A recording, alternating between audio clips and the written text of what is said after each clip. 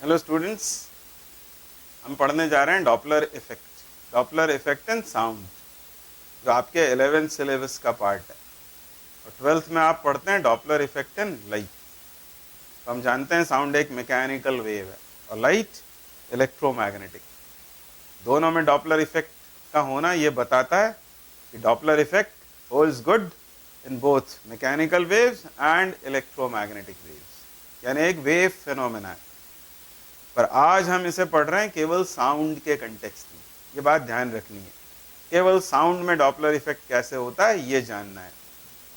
तो सबसे पहली बात ये कि साउंड कैसे प्रोड्यूस होता है।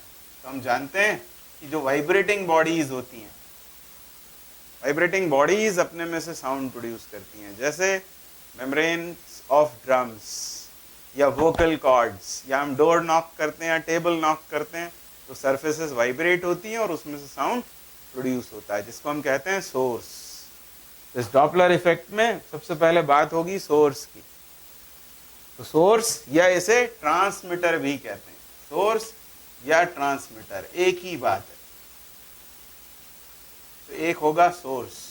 फिर हमको ये मालूम है कि साउंड एक मैकेनिकल वेव है, और साउंड मैकेनिकल वेव है तो मीडियम का होना बहुत ज़रूरी है उसके प्रोपोगेशन के लिए। Mechanical waves necessarily require medium for their propagation, तो मीडियम बहुत ज़रूरी है। तो दूसरी बात होगी डॉपलर्स इफेक्ट में मीडियम की, और मीडियम को ही कभी कभी चैनल भी कहते हैं, एक ही बात है। और ये मीडियम कैसा होगा? तो ये सॉलिड हो सकता है जैसे स्ट्रिंग, ये लिक्विड हो सकता है जैसे वाटर, या ये गैसियस हो सकता है जैसे एयर। तो किसी भी तरह का मीडियम चलेगा, मीडियम का होना जरूरी है। तो एक होता है सोर्स जो साउंड प्रोड्यूस करेगा, दूसरा होता है मीडियम जो सॉलिड, लिक्विड, गैस किसी भी तरह का हो सकता है, और इसे चैनल भी कहते हैं। इसके अलावा जो सेंस करेगा साउंड वेव्स को, रिसीव करेगा, उसे डिटेक्टर कहते हैं। तो एक डिटेक्टर की भी जरूरत होगी, या डिटेक्टर को ही कहते हैं ऑब्जर्वर। और क्योंकि सुनने वाला मसला है इसलिए इसे लिसनर भी कहते हैं। तो डिटेक्टर, ऑब्जर्वर, लिसनर ये कुछ भी कहा जा सकता है। और ये लिसनर, ऑब्जर्वर, डिटेक्टर क्या होगा? ये मैन भी हो सकता है या कोई मशीन भी हो सकती है जो साउंड वेव्स को डिटेक्ट कर ले, इलेक्ट्रिकल या इलेक्ट्रॉनिक्स मशीन। तो इस तरह से डॉपलर इफेक्ट में इन तीन चीज़ों की बात होने वाली है, एक सोर्स, एक ऑब्जर्वर और तीसरा मीडियम। अब डॉपलर इफेक्ट होता क्या है? तो डॉपलर इफेक्ट मतलब जब कभी साउंड के सोर्स और ऑब्जर्वर इनके बीच रिलेटिव मोशन होती है, तो ऑब्जर्वर को फ्रीक्वेंसी ऑफ साउंड में अपैरेंट चेंज महसूस होता है। इस फिनोमेना को कहते हैं डॉपलर इफेक्ट। मतलब whenever there is relative motion between source of sound and listener or observer, then the frequency of the sound apparently changes. This phenomena is called Doppler effect. तो अभी ये इतना आपको समझ में नहीं आएगा, अभी हम इसे डिटेल में पढ़ने वाले हैं। अभी आप सिर्फ एक ही बात इसमें ध्यान रखें, वो सिर्फ इतनी, apparent change in frequency।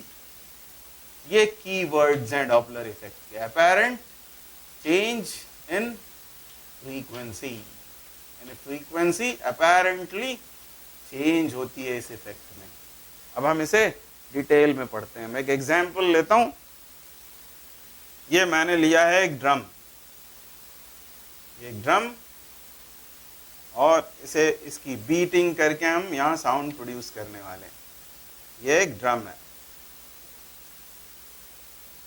और यहाँ हम साउंड प्रोड्यूस करेंगे, यानी ये ड्रम जो है वो सोर्स हो गया, साउंड का सोर्स। अब हमको मालूम है कि जब हम इसे एजिटेट करेंगे इसकी मेम्ब्रेन को, इसकी मेम्ब्रेन इस तरह से वाइब्रेट होने लगेगी, और हम मान रहे हैं कि यहाँ जो मीडियम प्रेजेंट है वो एयर है, ये एयर मीडियम है, और वो भी रेस्ट में। हम मान रहे हैं कि एयर रेस्ट में है, और एयर रेस्ट में है, एयर के रिलेटिव ये सोर्स भी रेस्ट में है। अभी इसकी वेलोसिटी 0 है, ये हो गया वो सोर्स। अब इससे जब वेव्स प्रोड्यूस होंगी तो होगा क्या?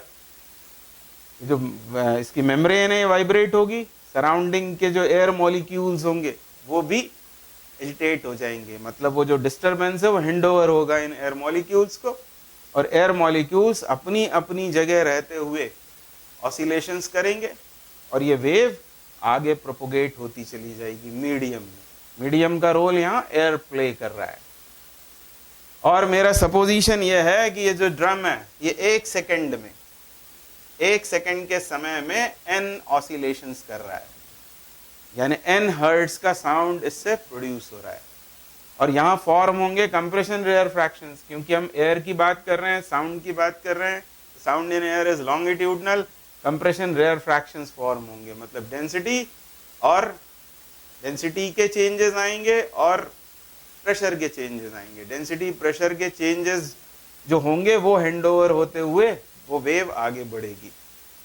अब कंप्रेशन रेयर फ्रैक्शन की जगह हम इस तरह की भी वेव बना सकते हैं, इंस्टेड हम ऐसा भी बना सकते हैं, ये ऐसी वेव्स प्रोड्यूस हो रही हैं। अब ये जो मैंने बनाया है ये एक्चुअली क्रेस्ट है, और क्रेस्ट इक्विवेलेंट होता है कंप्रेशन से, और ये रेयर फ्रैक्शन। सिर्फ बेटर अंडरस्टैंडिंग के लिए हमने बनाना चाहिए था मुझे compression rarefaction, compression rarefaction, उसकी जगह हम ऐसी वेव बना लेते हैं क्रेस्ट रफ वाली, एक ही बात है। तो ये इस तरह की वेव इसमें से प्रोड्यूस हुई, और मैं ये मान रहा हूं कि 1 सेकंड में n ऑसिलेशंस हुए हैं, मतलब इस तरह की कितनी वेव्स प्रोड्यूस हुई हैं, n वेव्स। ये n वेव्स हैं जो मीडियम में फैल गई, कितने समय में, 1 सेकंड में। और इस एयर मीडियम में साउंड की स्पीड मान लो है v, इसका मतलब 1 सेकंड में n वेव्स प्रोड्यूस होती है, और वो n वेव्स इतने डिस्टेंस में समा जाती हैं। ये v डिस्टेंस में सभी समा गई, एकोमोडेट हो गई है n वेव्स। ये कितनी वेव्स हैं, n वेव्स हैं, कितने समय में प्रोड्यूस हुई हैं, 1 सेकंड में। यानी किस फ्रीक्वेंसी का साउंड यहाँ प्रोड्यूस हुआ है ये नहीं भूलना है, n फ्रीक्वेंसी का साउंड प्रोड्यूस हुआ है, और ये n वेव्स इस तरह से फैल गई मीडियम में। और सिर्फ सिंप्लिसिटी के लिए हम ये मान रहे हैं कि यहाँ कोई ऑब्जर्वर है, ये मैं मान रहा हूँ एक बॉय, ये यहाँ पर ये ऑब्जर्वर हो गया इस साउंड का, इसका ईयर बना दिया है मैंने यहाँ पर, ये हो गया ऑब्जर्वर, और ऑब्जर्वर भी रेस्ट में है, और मैंने इसे कितनी डिस्टेंस पे मान लिया है, v डिस्टेंस पर, और ये डिस्टेंस है v, और यहाँ स्पीड भी v है, 1 सेकंड में चली हुई डिस्टेंस है, इसलिए डिस्टेंस के तौर पर इसे मान लिया है हमने v को। ये ऑब्जर्वर, और इसको मैंने v डिस्टेंस पर यहाँ सपोज कर लिया है, और वो भी रेस्ट में। अब ये कितनी वेव्स हैं, n वेव्स हैं, और आप सोच रहे होंगे कि इसको v डिस्टेंस पे क्यों मान लिया है, तो सिर्फ सिंप्लिसिटी के लिए, और कोई बात नहीं कि कितनी भी दूर हो सकता है। तो ये है सोर्स, ये है ऑब्जर्वर, ये है मीडियम, मीडियम के रिलेटिव ये दोनों रेस्ट में है, 1 सेकंड में n वेव्स प्रोड्यूस हुई और वो v डिस्टेंस में समा गई। अब क्या आप मुझे बता सकते हैं ये डिस्टेंस कितनी है, ये कितनी है, हाउ मच इज दिस? तो आप बोलोगे कि ये डिस्टेंस है v, और इसमें इस तरह की n वेव समाई हुई है, यानी ये डिस्टेंस को होना चाहिए v/n, v/n। अब मैं बात करूंगा ये जो ईयर है ये क्या है, तो ये रिसीवर है, ये रिसीवर है इन वेव्स का। तो इसको ये एक वेव कितने समय में मिलेगी, तो वेव स्पीड कितनी है v, और ये वेव इसको रिसीव करने में इतना चलना पड़ेगा, v/n डिस्टेंस कवर करना पड़ेगा विद स्पीड v, यानी कितना समय लगेगा, एक वेव रिसीव करने में कितना टाइम लगेगा। हम बोलेंगे कि टाइम लगेगा इतनी डिस्टेंस कवर करनी है, इस वेव को लाइक यूं चले जाना है उसके ईयर के अंदर, इतनी डिस्टेंस, v/n डिस्टेंस किस स्पीड से, v से, यानी v/n अपॉन v, यानी 1/n सेकंड का समय लगेगा, यानी 1/n सेकंड का समय लगता है उसे एक वेव के रिसीव करने में। 1/n सेकंड में वो एक वेव रिसीव करता है, यदि यहां पर रेस्ट में बना रहे और सोर्स भी रेस्ट में रहे, मीडियम भी रेस्ट में रहे, तो 1 सेकंड में वो कितनी वेव्स रिसीव करेगा? तो 1/1/n, यानी n वेव्स रिसीव की। कितने समय में? 1 सेकंड में। यानी वो किस फ्रीक्वेंसी का साउंड सुनेगा? n फ्रीक्वेंसी, क्योंकि 1 सेकंड में n वेव्स उसने रिसीव किए हैं। इसका मतलब n फ्रीक्वेंसी का साउंड प्रोड्यूस हुआ और n फ्रीक्वेंसी का साउंड ही उसे सुनाई दिया। इसका मतलब फ्रीक्वेंसी में अभी कोई चेंज महसूस नहीं होगा। जब ऑब्जर्वर और सोर्स दोनों रेस्ट में हो विद रिस्पेक्ट टू मीडियम, और मीडियम भी फ्रेम ऑफ रेफरेंस के रेस्पेक्ट में रेस्ट में हो, तो फ्रीक्वेंसी में कोई चेंज महसूस नहीं होता है। पर एक साइंटिस्ट था, ऑस्ट्रियन साइंटिस्ट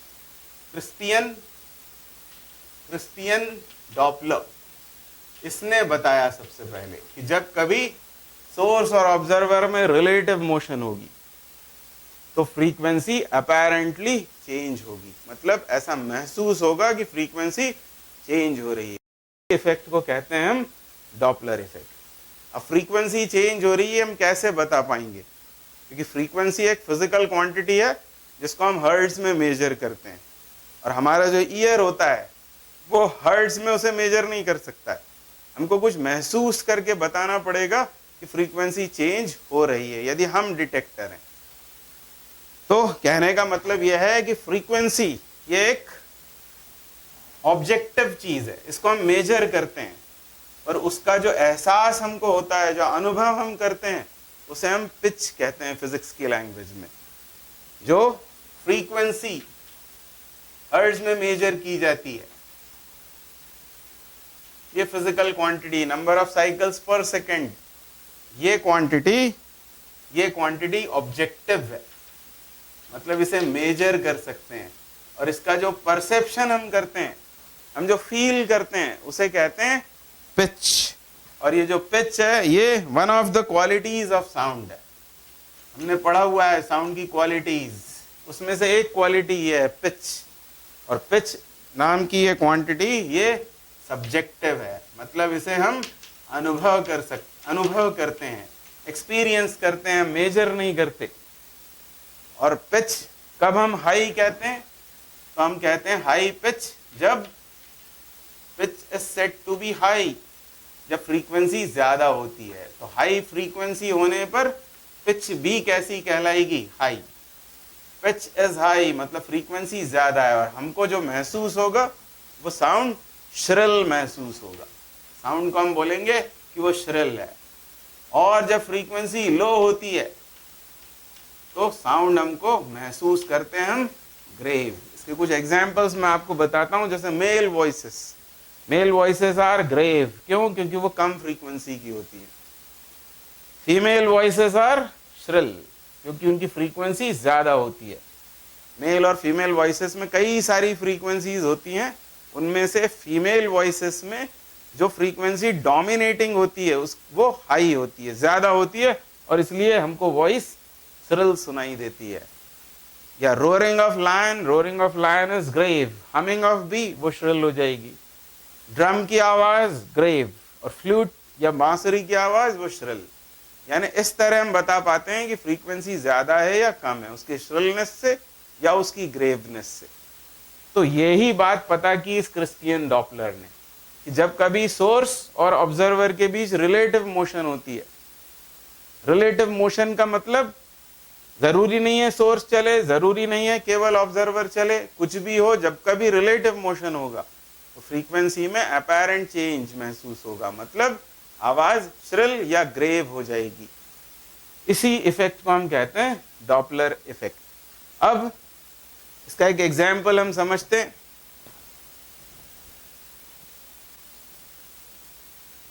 जैसे ये कोई मैन ये रेलवे प्लेटफॉर्म पर खड़ा हुआ है, और दूर से कहीं से एक रेलवे का इंजन, ये रेलवे का इंजन मैंने बनाया है, ये रेलवे का इंजन विस्लिंग करता हुआ इसके तरफ आता है, और इससे जो विसल से जो आवाज आ रही है उसकी जो फ्रीक्वेंसी है वो है n। तो ये क्या हो जाएगा, ये हो जाएगा सोर्स साउंड का, और ये मैन हो जाएगा ऑब्जर्वर। तो जैसे जैसे रेलवे इंजन इस आदमी की तरफ आता जाएगा, फ्रीक्वेंसी इसको बढ़ती हुई महसूस होगी, एंड डैश जो इस एन से कैसी हो जाएगी, ज्यादा। यानी जब कभी ऑब्जर्वर और सोर्स के बीच की सेपरेशन कम होती है तो फ्रीक्वेंसी बढ़ती हुई महसूस होती है, और फ्रीक्वेंसी का बढ़ना मतलब वो जो साउंड है वो श्रिल होता जाएगा। और जब ये इंजन इस आदमी को क्रॉस करके आगे बढ़ जाएगा, और आगे बढ़ने पर दूर होता जाएगा, जब ये इंजन इससे दूर होता जाएगा तब इस फ्रीक्वेंसी में डिक्रीज महसूस करेगा ये। यानी मोटे तौर पर हम ये कह सकते हैं कि जब कभी ऑब्जर्वर और सोर्स के बीच की सेपरेशन घटती है तब फ्रीक्वेंसी महसूस होती हुई बढ़ी हुई, और जब सोर्स और ऑब्जर्वर के बीच की सेपरेशन बढ़ती है तो फ्रीक्वेंसी घटती हुई महसूस होती है। और फिर चाहे जो चले, केवल सोर्स, केवल ऑब्जर्वर, या दोनों चलें, जब जब सेपरेशन कम होगी फ्रीक्वेंसी बढ़ती है। ये अभी हम एस्टेब्लिश करेंगे। अब डॉपलर इफेक्ट को हम 3 केसेस में डिवाइड करके पढ़ेंगे, और वो 3 केसेस ये हैं। इनके हम डेरिवेशंस भी करेंगे for the sake of better understanding, और इसके ऊपर फिर ढेर सारे न्यूमेरिकल्स उनकी प्रैक्टिस करेंगे। तो पहला केस है सोर्स अलोन इज मूविंग, तो in other words observer is stationary. दूसरा हम करेंगे observer alone is moving, observer alone is moving, in other words source is stationary. तीसरा होगा बोथ सोर्स एंड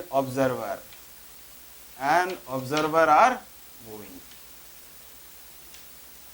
और ये 3 केसेस करने के बाद फिर हम न्यूमेरिकल प्रैक्टिस करेंगे। फिर हम एक फॉर्मूला बना लेंगे, एक स्पेशल फॉर्मूला, इन सब डेरिवेशंस को करके इन ऑब्जर्वेशंस के बाद एक सिंगल फॉर्मूला ऐसा बनाएंगे जिससे डॉपलर इफेक्ट के कई सारे न्यूमेरिकल्स आसानी से सॉल्व हो जाते हैं।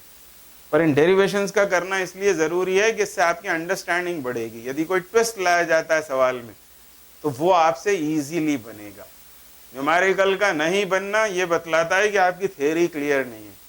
इसलिए थ्योरी पर हमको विशेष ध्यान देना चाहिए। पहले थ्योरी बहुत अच्छे से पढ़ने के बाद, इन डेप्थ पढ़ने के बाद ही हमको फिर न्यूमेरिकल्स अटेम्प्ट करने चाहिए। तो हम अभी ये 3 डेरिवेशंस करने वाले हैं।